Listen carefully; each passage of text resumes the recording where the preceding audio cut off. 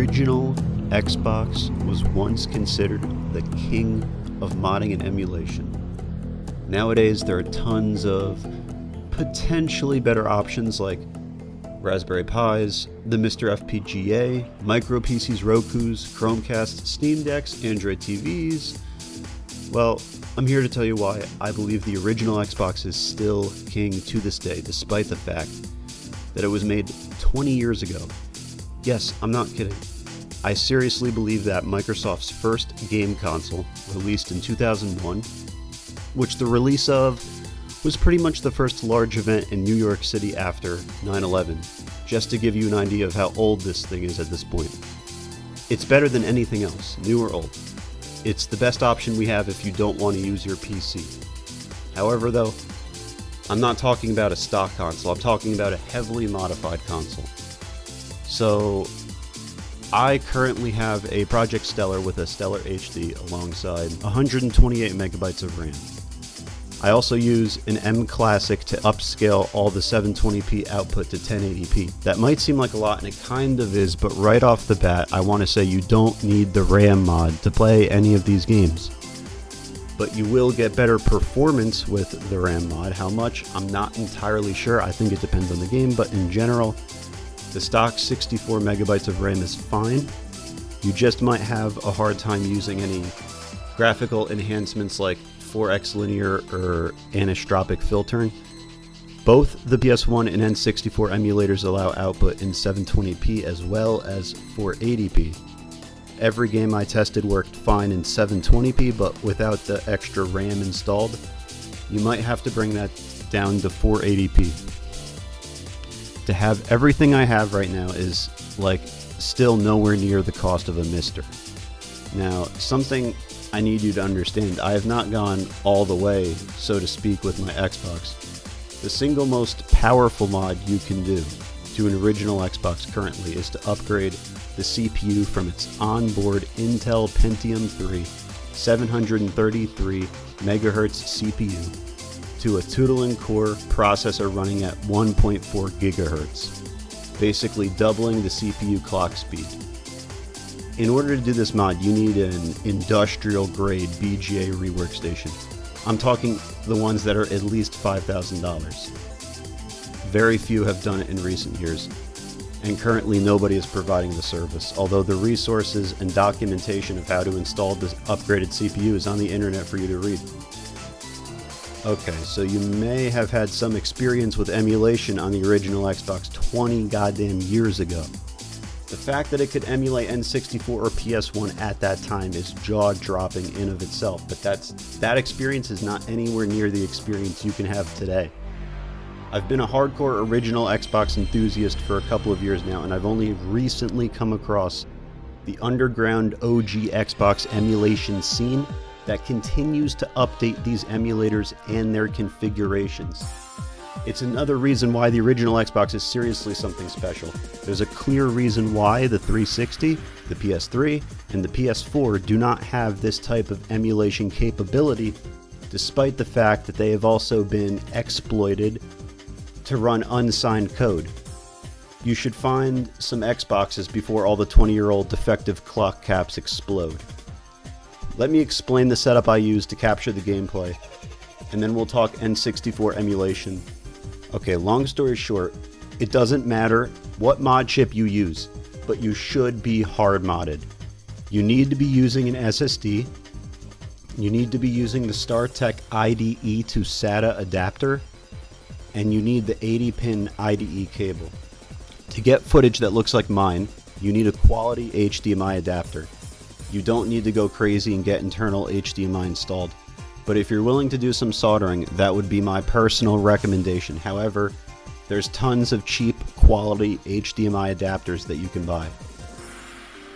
Alright, let's get into the details of the software. Surreal 64 6.1 with the Earthworm James pack.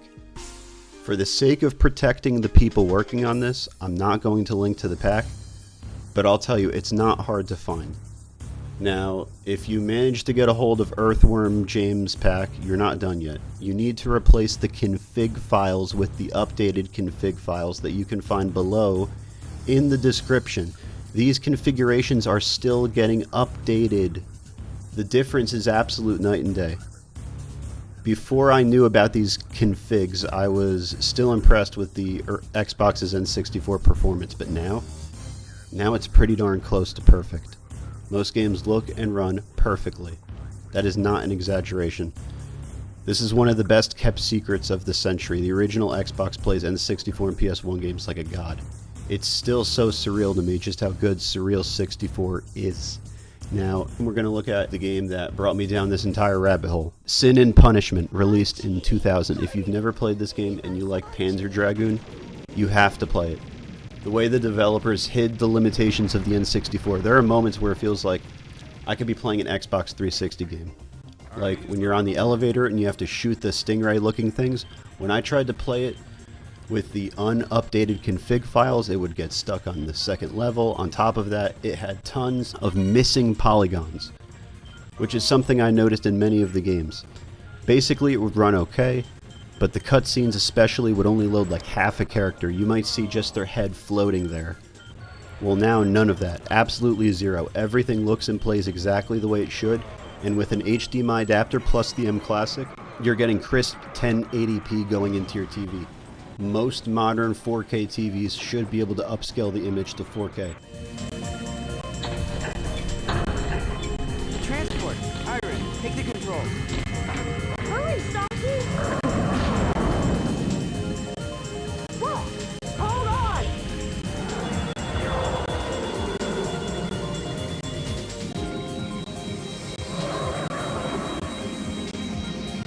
Down, damn it! Fall down, you stupid beast!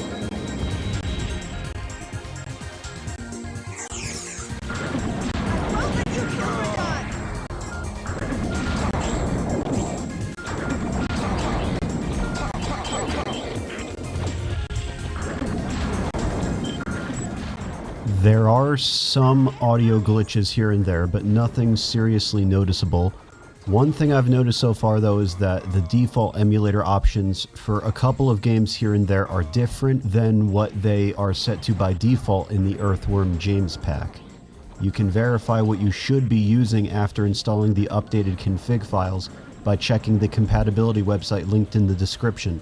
So far, after messing with a couple of settings here and there, everything I tested on Surreal 64 was playable. You can save inside the game and the ROM will remember your save state so you can load right back up.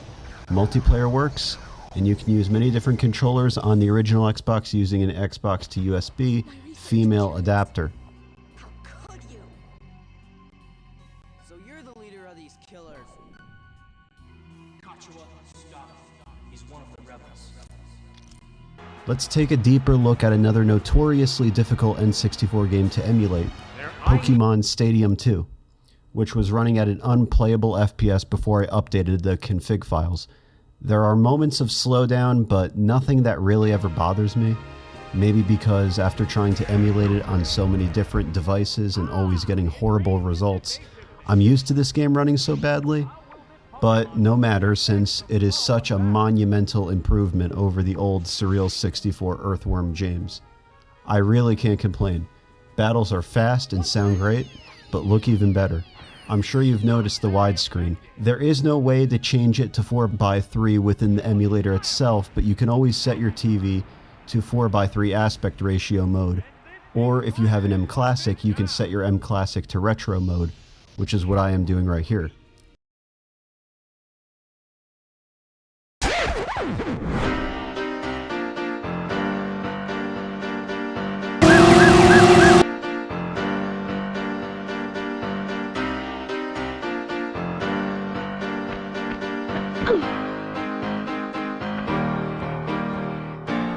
So the original Xbox is pretty good at N64 emulation, but what about PlayStation 1?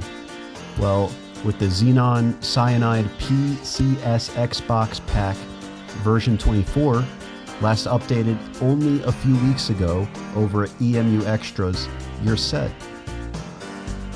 The most CPU-intensive games like Driver 2 and Legacy of Kain Soul Reaver run very close to their original hardware speeds, and if you want to boost the frame rate a little at the expense of the audio playing correctly, you can try to exceed the frame rate of the original PlayStation 1.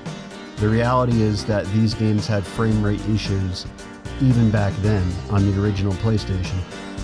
Unlike Surreal 64 though, PCSXBOX has a lot of per-game settings that you can change to really get things working the way you want them to while you're playing. There's not much documentation on the best per-game settings since this pack has only gone public in the past few years, and maybe new games were just added. Every game included in the pack, though, should be perfectly playable. However, the only list we have for compatibility is for PCSXBOX version 18 and is from 2008, so I wouldn't exactly trust it. Other than that, though, take a look and see how good the image is. Many of the easier games to emulate can be bumped up to 720p and look absolutely gorgeous. I know we didn't really talk about emulating consoles weaker than Gen 5 home hardware, like GBA, NES, SNES.